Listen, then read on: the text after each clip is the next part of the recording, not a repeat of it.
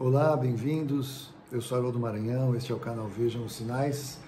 Você que já tem estado comigo aqui algumas vezes já sabe que meu objetivo é acompanhar tudo o que acontece nos dias aí em que vivemos, não numa perspectiva de focar nos fatos e nos eventos em si, mas de trazer para você que me procura aqui, você que me dá a honra da sua visita nesse espaço, né? Uma palavra pastoral, uma palavra de conforto, uma palavra de exortação, uma palavra de encorajamento para esses dias em que vivemos. Já tem muita gente falando muita coisa sobre o que está acontecendo e mostrando o quão difíceis são os dias em que nós estamos vivendo. Então eu entendo que há um espaço para uma palavra um pouco diferente como essa que eu procuro trazer aqui, embora eu quero que você saiba que eu provavelmente acompanho muitos dos canais que você acompanho muitos dos vídeos que você talvez aí assiste, né, diariamente, mas principalmente eu tenho procurado sempre avaliar e analisar o que está acontecendo à luz da Bíblia. O nosso norte sempre será a palavra de Deus e a Bíblia é a nossa referência para esses temas. Não os da teoria da conspiração, não os ocultistas, mas o Senhor que reina, Ele tem as respostas para nós, Ele tem um chamado para cada um de nós que entendemos o que estamos vivendo e também há um chamado para aqueles que ainda não entendiam o que estava acontecendo, mas se forem apresentados para a verdade da palavra de Deus, poderão perceber que isso que está acontecendo ao redor não significa que Deus perdeu o controle, não significa que o diabo e as trevas estão tomando conta de uma maneira alheia à percepção de Deus, muito pelo contrário. Sim, as trevas vão avançar, sim, as trevas terão controle sobre este planeta por um curto espaço de tempo, numa perspectiva de eternidade. Então o Senhor nos chama a sabermos discernir os tempos e as épocas, para que possamos estar preparados, né, para aquilo que virá, qualquer que seja o seu posicionamento de doutrina acerca do arrebatamento da noiva. Eu estou compartilhando esse vídeo hoje porque a tempestade está chegando. E quando a tempestade está chegando, é uma hora em que vai ser separado aquele que edifica a sua casa na rocha, que é Jesus Cristo, e aquele que edifica a sua casa na areia. Ao longo da história da igreja, nós já tivemos... Cada um já passou as suas tempestades na sua vida familiar ou na sua vida pessoal, e a igreja já passou tempestades ao longo desses 2000 anos de existência. E é tremendo pensar que a igreja chegou até aqui, porque a igreja, não a igreja local, não igrejas aí de bairros ou de cidades, porque muitas já deixaram de existir, mas a igreja de Jesus, ela permanece. A igreja de Jesus está sendo preparada para ser gloriosa. A igreja de Jesus é invencível, ela é impossível de ser fechada e de ser paralisada no seu trabalho, na sua unção e no seu chamado, porque a igreja de Jesus é a igreja de Jesus. Ela não é dos pastores, dos apóstolos, dos líderes, ela é do Senhor Jesus. Ela está sendo preparada para esta etapa, está sendo preparada para esse momento da história em que vivemos, e neste momento vamos viver um tempo de tribulação no mundo como nunca houve antes, nem nunca, jamais haverá, como o Senhor Jesus deixa claro no sermão profético de Mateus 24. Portanto, isso que nós estamos começando a perceber já aponta algo sem precedentes. Os governos totalitários sempre tentaram calar a voz da igreja e a existência da igreja em países onde pastores são presos, onde missionários são mortos, onde prédios são fechados, destruídos, queimados, onde há uma ameaça cruel havendo contra aqueles que simplesmente se declaram de Jesus Cristo. E isso que acontece nesses países e nunca paralisou na igreja, nos próximos dias adiante de nós, acontecerá no planeta como um todo, mas da mesma maneira, o tempo em que a igreja de Jesus estiver aqui, da mesma forma ela não será paralisada, mesmo que cristãos sejam mortos, igrejas sejam queimadas e seja impossível permanecer, mesmo que emerja uma igreja chapa branca, como tem em muitos dos países, que atende aos interesses do governo local e não aos interesses do Senhor, mesmo nisso acontecendo, a igreja de verdade estará posicionada, a igreja de verdade estará pregando o evangelho, a igreja de verdade saberá quem é, estará firme no seu papel, cumprindo o seu chamado, até que o Senhor Jesus venha. E eu estou falando isso porque vivemos dias em que muitas igrejas estão tendo pastores que morrem dessa doença, parentes de líderes que morrem dessa doença, e muitas vezes muitos tentam olhar para isso e imaginar, tinha alguma coisa na vida dele, olha só que coisa. Querido, querida, não faça isso, porque se você levantar o seu coração desta maneira, em relação a esta liderança, em relação àqueles que partiram, você pode estar traindo juízo para a sua vida, porque Jesus deixa claro que com a mesma maneira que medirmos, seremos medidos, ou seja, com a régua que medirmos, seremos medidos. Não trate desta maneira, e eu não estou falando aqui como alguém alheio a isso, estou tratando isso aqui alheio, não, estou tratando diante de realidades que afetam minha vida, pessoas queridas, pessoas da minha família, que estão passando essa situação com essa enfermidade, gente que já partiu daqui para estar com o Senhor, gente que está lutando pela vida. Então é importante nós pararmos para fazer uma reflexão acerca do que significa isso acontecer. Sabe o que isso significa? Significa que a igreja é gloriosa, vencedora e vitoriosa, mas que ela também está exposta às situações da vida diária. Eu já falei aqui algumas vezes que Jesus curou e ressuscitou pessoas, e as pessoas que Jesus curou e as pessoas que Jesus ressuscitou já morreram, porque o Evangelho de Jesus Cristo não diz respeito a uma vida maravilhosa nessa existência, porque senão os irmãos que passam a vida nesses países que eu falei terão crises espirituais, e tudo que eles menos têm são crises espirituais. Eles têm fé, eles têm ousadia, eles sabem em quem creem, eles sabem a quem servem, e eles não têm medo de serem mortos por sua fé. Mas parece que a igreja aqui do Ocidente, ela é muito fraquinha, ela é muito mimizenta, né? Ai, olha, eu tô sem, não ganhei o carro zero, a minha casa não consegui acabar de pagar, e nós discutimos coisas ridículas à luz da eternidade.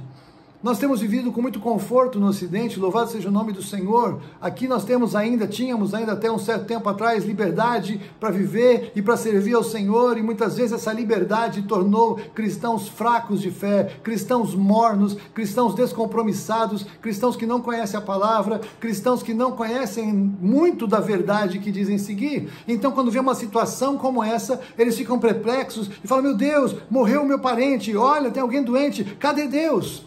Deus está no mesmo lugar em que sempre esteve, no trono, no centro, reinando sobre o universo, tentando fazer com que você ouça o Espírito Santo, para que você veja pela palavra que o Senhor não promete vida passageira boa. O Evangelho de Jesus Cristo diz vida eterna com o Senhor. O evangelho real, o verdadeiro, não o açucarado, não o corrompido pelo dinheiro, diz respeito à vida eterna. Então, se vivermos, viveremos para Cristo. Se morremos, estaremos com Ele para sempre. Louvado seja o nome do Senhor. Então, quando vem a crise diante da morte, quando vem a crise diante da luta, essa é a hora do cristão manifestar de verdade quem ele é. Qual é a sua posição? Qual é a sua postura? Qual é a sua esperança? Paulo nos fala que se a nossa esperança em Cristo se resume a esta vida, somos os mais infelizes de todos os homens. Mesmo que o Senhor cure o seu querido, mesmo que o Senhor ressuscite o seu querido, ele ainda vai morrer. Todos nós, se Jesus não fosse voltar nos nossos dias, como eu creio, morreríamos algum dia, porque este corpo tem prazo de validade, alguns mais jovens, alguns menos jovens, não sabemos o porquê, mas o Senhor reina. Ninguém morre sem que o Senhor saiba e permita, ninguém, muito menos os que servem ao Senhor, porque todos os nossos dias estão escritos diante dele. Agora, sabe qual é a diferença, querido, querida? Se o crente nessa hora entra em desespero e angústia, ele tem que rever o que ele crê.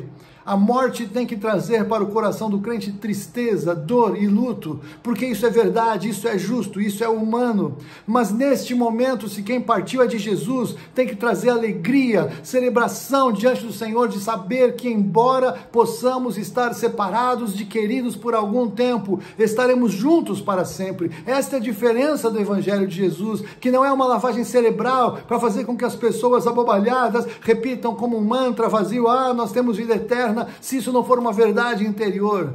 Mas quando isso é uma verdade interior, você pode aprender a sabedoria que há na casa do luto, como diz Salomão em Eclesiastes, e eu vou colocar o texto aqui. Eu tenho acompanhado o luto na casa de pessoas que temem ao Senhor, e ali eu vejo a tristeza da perda, a dor da perda, alguns com semanas de luta e de oração, esperando que a resposta venha. E para muitos desses, a resposta que veio foi: o Senhor não postergou a vida, o Senhor permitiu que esta pessoa então morresse aqui, mas o Senhor enviou os seus anjos, como a palavra disse, e conduziu ao lar eterno. E quando você vai numa casa assim, você pensa que você vai levar conforto, mas você sai confortado pela presença do Espírito Santo de Deus. Quando você vai num lugar assim, você vê pessoas louvando o Senhor pela vida do irmão ou da irmã crente que viveu e que serviu ao Senhor e deixa boas memórias e deixa saudade, mas a convicção de que estaremos para sempre com o Senhor. Nessas casas você encontra o consolo e o conforto que só é possível pelo Espírito Santo de Deus e que é impossível de gerar por uma lavagem cerebral falsa e artificial. Meu querido, minha querida, ao longo dos próximos meses, muita gente de Jesus vai partir daqui para a eternidade para estar com Ele. E talvez perto da sua casa. E a minha pergunta é: você está pronto para isso? Você está preparado para enfrentar a partida de alguém? Ou mais sério ainda, você está pronto para você partir? O Evangelho não é uma garantia de que vamos viver para sempre nessa vida, até 100, 120, 150, 200 anos. Isso não é o Evangelho.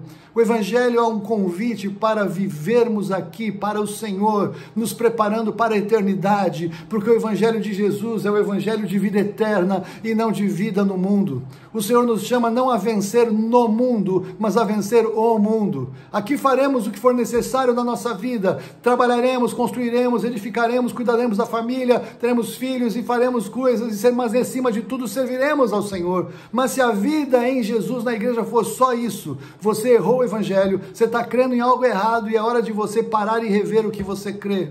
O Evangelho diz respeito à eternidade. O Evangelho diz respeito ao que você vai apresentar ao Senhor naquele dia de obras e de serviço ao Senhor. O Evangelho diz respeito à segurança de salvação eterna que só é possível em Jesus Cristo. Meu querido, minha querida, são dias difíceis, mas a igreja resiste. A igreja verdadeira de Jesus resiste. A tempestade nem começou, ela está começando. Ela não vai aliviar nos próximos tempos, talvez um tempo de bonança para lá e para cá, mas a tempestade vem, está chegando e já chegou. O princípio das dores já está aqui diante dos nossos olhos e muitos ainda tentam enfiar a cabeça na areia, fazendo de conta que não é exatamente isso. Nesse espaço eu quero te encorajar a aproveitar esse momento e avaliar o que você crê enquanto talvez esteja tudo bem na tua casa, talvez esteja tudo bem na tua família. É hora de você rever o que você crê, qual é o Evangelho que fundamenta a sua vida, qual é o Jesus que você conhece, qual é a sua perspectiva do que é realmente esperado no Evangelho de Jesus.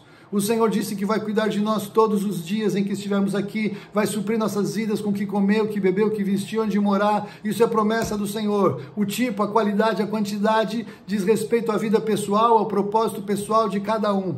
O que o Senhor espera é que aqui nós venhamos a produzir algo para a eternidade.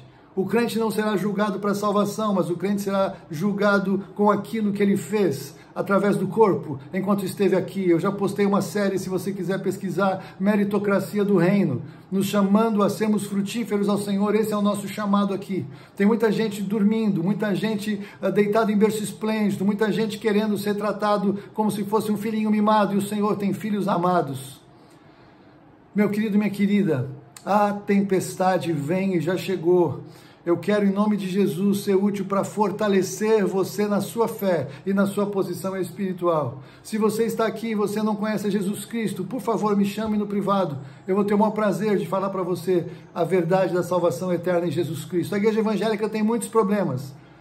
Eu sei que vai haver juízo em muitos ministérios que não estão trabalhando adequadamente diante do Senhor, porque a Bíblia diz que o juízo começa pela casa do Senhor. A Bíblia também diz que tudo que puder ser abalado, será abalado. Então o nosso papel não é olhar para o outro, mas é olhar para nós mesmos. O nosso papel não é julgar quem partiu, o nosso papel é julgar a nós mesmos diante do Senhor e ver se nós estamos realmente adequados àquilo que o Senhor nos chama para ser. Nós não podemos ser os crentes de Laodiceia, que ele está a ponto de vomitar da boca de náuseas, mas nós queremos ser aqueles que o Senhor vem para levar, para estarmos com ele eternamente. Se vivermos, estaremos juntos naquele dia. Se morrermos antes daquele dia, também estaremos juntos com os nossos irmãos naquele dia, os vivos, os que ficarmos, porque o Senhor vai ressuscitar primeiro os que morreram em Cristo, para estarem juntos com o Senhor. Louvado seja o nome do Senhor. Que Deus te abençoe, que Deus te fortaleça em fé. Se a sua família passou por luto, que o Senhor abençoe e que o Espírito Santo de Deus Consolador invada a sua casa, invada a sua família e alcance aqueles que não conhecem a Cristo. E em especial aqueçam o seu coração. Oremos uns pelos outros, oremos pelos outros ministérios, oremos pelas outras igrejas, oremos pelos enfermos de outras igrejas e de outros ministérios. Você e eu não somos uma ilha, nós somos chamados a ser igreja além das placas, além dos muros. Nós somos uma única igreja que reunimos em lugares diferentes para pregar o mesmo evangelho de Jesus para a glória de Deus. Que Deus te abençoe e fortaleça neste tempo. Em nome de Jesus. Amém.